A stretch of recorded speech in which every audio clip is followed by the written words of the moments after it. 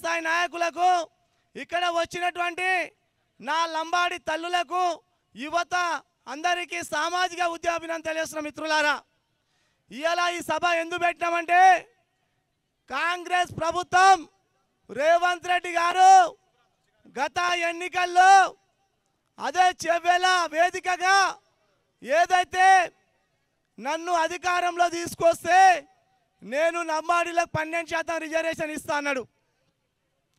అదేవిధంగా మీ లంబాడీ బిడ్డలను గత ముఖ్యమంత్రి కేసీఆర్ మోసం చేసిండు,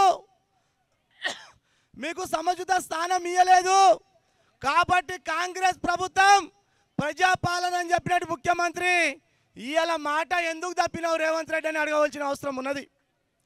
అరే రేవంత్ రెడ్డి ముఖ్యమంత్రి, నువ్వు అధికారంలో వచ్చి 16 నెలలు గడుస్తున్నా ఇవాళ నీ మంత్రి విస్తరణంలో మా లంబాడీ బిడ్డలకు స్థానం ఎందుకు కల్పించలేదని అడుగుతున్నాం.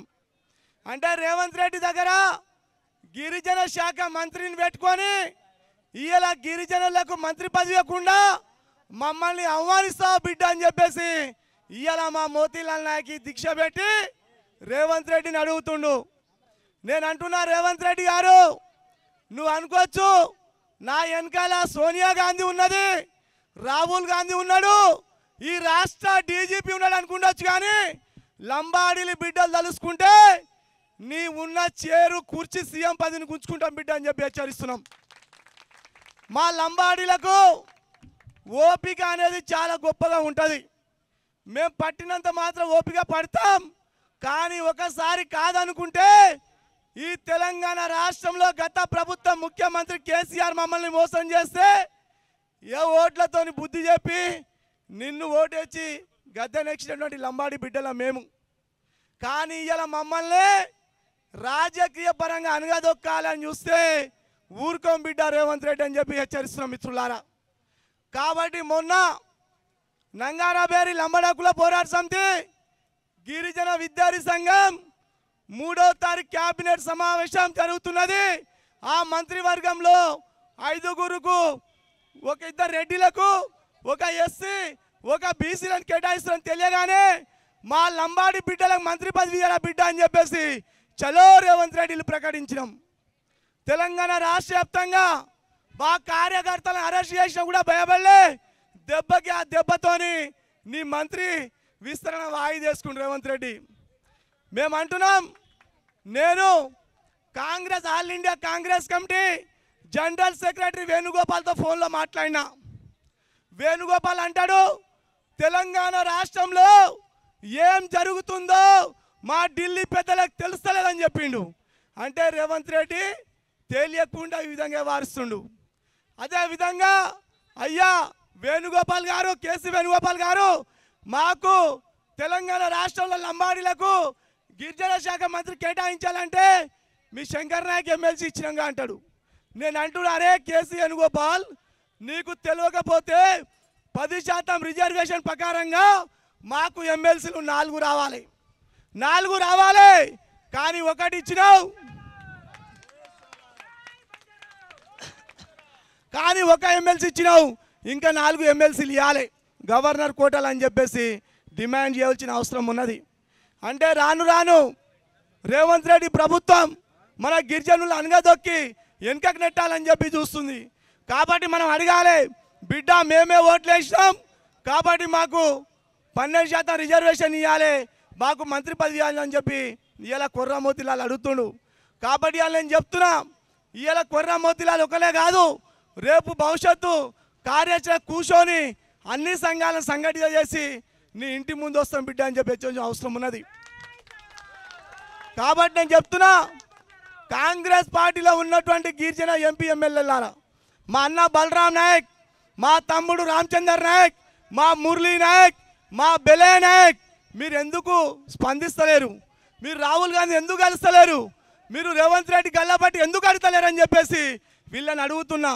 ఇవాళ లంబాడి జాతికి కాంగ్రెస్ పార్టీలో మనకు గౌరవం లేదు, మన ఆత్మగౌరవాన్ని దెబ్బతీస్తున్నారు. కాబట్టి వీళ్ళు బయటికి రావాలి, రాకపోతే రానున్న కాలంలో ఇలా వీళ్ళ ముందు ధర్నా చేస్తాం, వీళ్ళను గిరిజన తండాల్లో తిరగనీయం.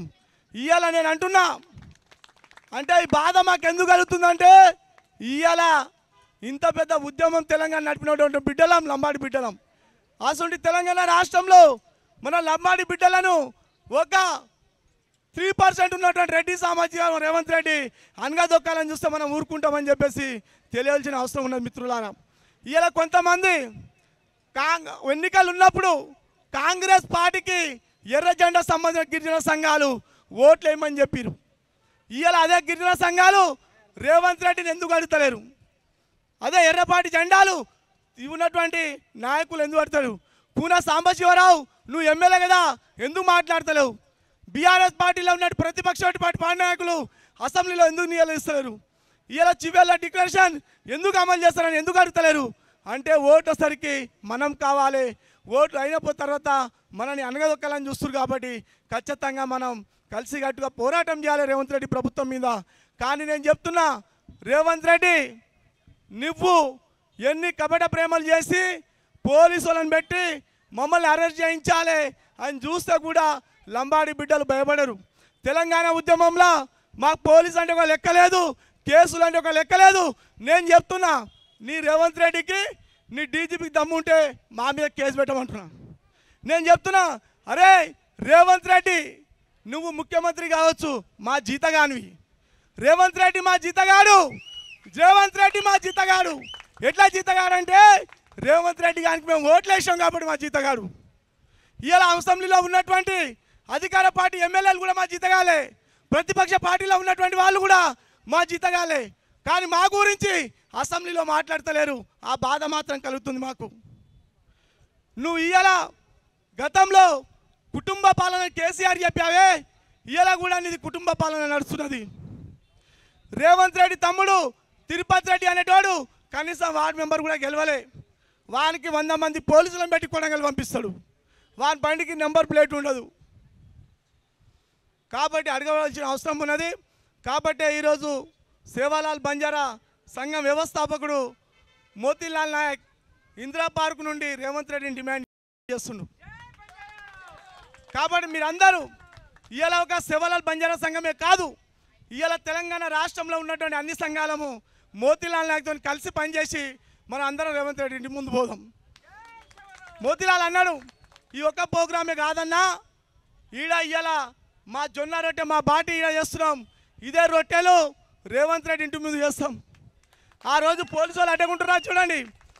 రేవంత్ రెడ్డి కార్యాలయాన్ని కూడా తాళం వేస్తాం, గాంధీ భవన్ కూడా కార్యాలయం తాళం వేస్తాం. అవసరమైతే డీజీపీ పోలీసు వాళ్ళు మా మీద వేస్తే కూడా డీజీపీ కార్యాలయాన్ని కూడా తాళం వేస్తాం. మీకు తెలియదు, రాజ్యాంగబద్ధంగా ఉండవలసిన పోలీసులే ఇవాళ చట్టాన్ని చేతిలో తీసుకొని ప్రజాస్వామ్యంగా డాక్టర్ బిఆర్ అంబేద్కర్ ఆలోచన విధానంతో పోరాటం చేస్తున్న నాయకులను అరెస్టు చేసి ఇలా మళ్ళీ అడ్డుకోవాలని చూస్తుంది గవర్నమెంట్. ఇలా మోతీలాల్ నాయక్ ఒక నక్సలైటా, ఒక టెర్రరిస్టా, లేకపోతే ఈ తెలంగాణ రాష్ట్రాన్ని ఏమైనా అన్యాయం చేసిండా, లేకపోతే Revanth Reddy land order problem చేసిండా? పొద్దుగాల పోలీసు వాళ్ళని చూసినా 100 మంది పోలీసు వాళ్ళు ఇక్కడ గెలవారు. అంటే ఇలా పోలీసు ఏం సంకేతం ఇస్తున్నది? నువ్వు రేవంత్ రెడ్డి పక్షాన ఉంటే, రేవంత్ రెడ్డి జీతగాడు ఉంటే వారి ఇంటి దగ్గర పోలీసులు కాపలు కావాలి. ఇలా ప్రజల మీద ప్రేమ ఉంటే ప్రజాస్వామ్యాన్ని కాపాడాలిగా పోలీస్ ఇలా మా పక్షాన ఉండాలి. కాబట్టి మేము చెప్తున్నాం, కాంగ్రెస్ ప్రభుత్వం ఉన్నటువంటి రేవంత్ రెడ్డి పార్టీ కావచ్చు, అదేవిధంగా మన గిరిజన ఎంపీఎఫ్లు ఆలోచన చేసుకోవాల్సిన అవసరం ఉన్నది. ఇలా ఏదో నటరాజన్ ఇలా ఒక ఢిల్లీ నుంచి వచ్చినటువంటి నటరాజన్ కాంగ్రెస్ కమిటీ రాష్ట్ర ఇన్ఛార్జ్ అంటే ఆమె. అమ్మ నటరాజన్, నువ్వు ఇలా గిరిజన సంఘాలతోని ఎందుకు మీటింగ్ పెడతావు? ఒక సమావేశం ఏర్పాటు చేయి. నీ రేవంత్ రెడ్డి చేస్తున్నటువంటి అరాచకాలు, నీ రేవంత్ రెడ్డి చేస్తున్న చెడు పనులు ఇలా మమ్మల్ని అనగదొక్కాలని చూస్తున్నావు. ఆ విషయాన్ని నీకు చెప్పదలుచుకున్నాం మేము. ఎందుకు మమ్మల్ని పిలిచి మీటింగ్ పెట్టలేవు? అదేవిధంగా సన్న బియ్యం మీరు తీసుకురా. సన్న బియ్యం రేవంత్ రెడ్డి సన్న బియ్యం అని చెప్పిండిగా.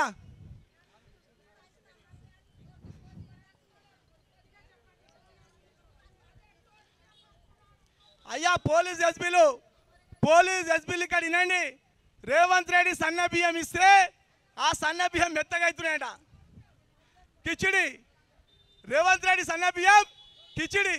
ఏదో రేవంత్ రెడ్డి నేను సన్న బియ్యం ఇచ్చి తెలంగాణ రాష్ట్ర ప్రజలకు గొప్ప చేసి అని చెప్పుకుంటుండు, కానీ అది సబబు కాదు. ఆయన స్వార్థం కోసం, ఆయన పబ్లిసిటీ కోసం భద్రాచలం పోయి ఆడొక గూడెంలో ఆయన బువ్వ తిన్నాడు. సిగ్గుచేటు అంటున్నాను. నిజంగా తెలంగాణ రాష్ట్ర ప్రజలకు నువ్వు సన్న బియ్యం ఇస్తే ఫస్ట్ ఆ సన్న బియ్యం రేవంత్ రెడ్డి పిల్లలను, రేవంత్ రెడ్డి భార్య బిడ్డలను తినమని నేను అడుగుతున్నా. వాళ్ళ భార్య బిడ్డలను ఫస్ట్ తినమంటున్నా. ఇలా ఏదో నువ్వు పాలిష్ చేసిన బియ్యాన్ని తీసుకొచ్చి కంట్రోల్ బియ్యాన్ని పాలిష్ చేసి ఇవాళ మేము సన్న బియ్యం వేస్తున్నాం అని చెప్పి పబ్లిసిటీ చేసుకోవడం కాదు. రేవంత్ రెడ్డి గారు మీరు ఆలోచన చేయండి. తెలంగాణ రాష్ట్రంలో రేవంత్ రెడ్డి పాలన మీద, ఇవాళ ఉన్నటువంటి కాంగ్రెస్ ప్రభుత్వం పాలన మీద ఇవాళ చాలా వ్యతిరేకం వచ్చింది. ఇవాళ జీరోకి పడిపోయింది ఓట్ల శాతం. కాంగ్రెస్ ప్రభుత్వం ఓట్ల శాతం జీరోలో పడిపోయింది. కాబట్టి మిత్రులారా, అందరం కలిసికట్టుగా పోరాటం చేద్దాం. రేవంత్ రెడ్డి ప్రభుత్వాన్ని నిలదీద్దాం. ఆయన యొక్క కార్యాలయం లాకేద్దాం.